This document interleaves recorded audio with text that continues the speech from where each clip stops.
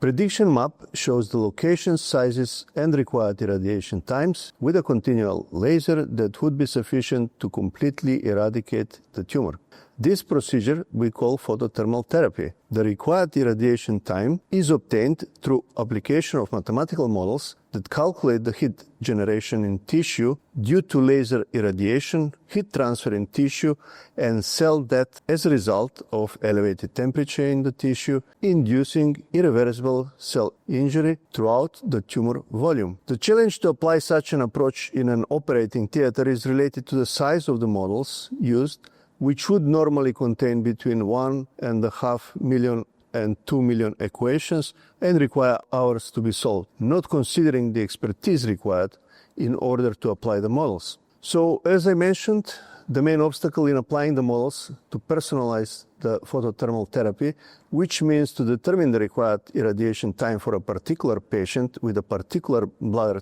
tumor, is the size of the model and the required time to solve it numerically. In order to circumvent this obstacle, we use artificial intelligence, in particular machine learning algorithms, to shorten the time required to obtain the information on the required irradiation time in order to completely eradicate the tumor. The way that this is done is by creating synthetic data through solving the model for various model or treatment parameters, for example, size of tumor, location of tumor, laser power,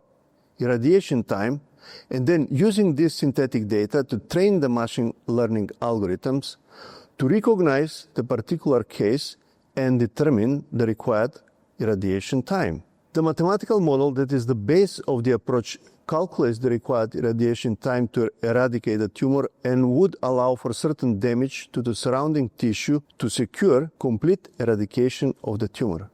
The region of the damaged tissue surrounding the tumor can be adjusted according to the requirements set by the clinician.